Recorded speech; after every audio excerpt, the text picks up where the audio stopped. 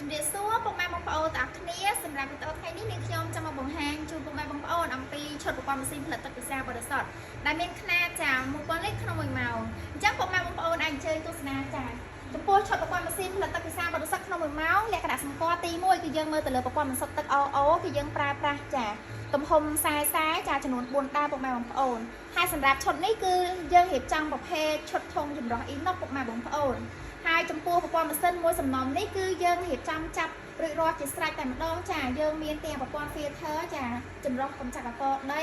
ជាមួយនឹងប្រព័ន្ធ UV សម្រាប់មេរោគចា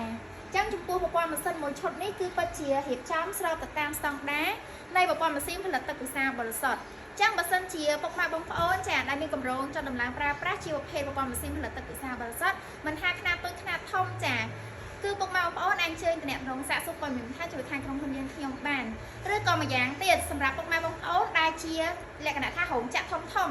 ដែលកំពុងតែស្វែងរកប្រព័ន្ធចាម៉ាស៊ីនផលិតទឹកពិសាបរិសុទ្ធសម្រាប់ផ្គត់ផ្គង់ចាទឹកពិសាជូនដល់បុគ្គលិកញ៉ាំពុកម៉ែបងប្អូនអាចអញ្ជើញតំណែងមកខាងក្រុមហ៊ុនយើងខ្ញុំបានដូចគ្នាចាអញ្ចឹងបើសិនជាពុកម៉ែបងប្អូនមានចំណាប់អារម្មណ៍អាចអញ្ជើញតំណែងមកបានណាចាសូមអរគុណ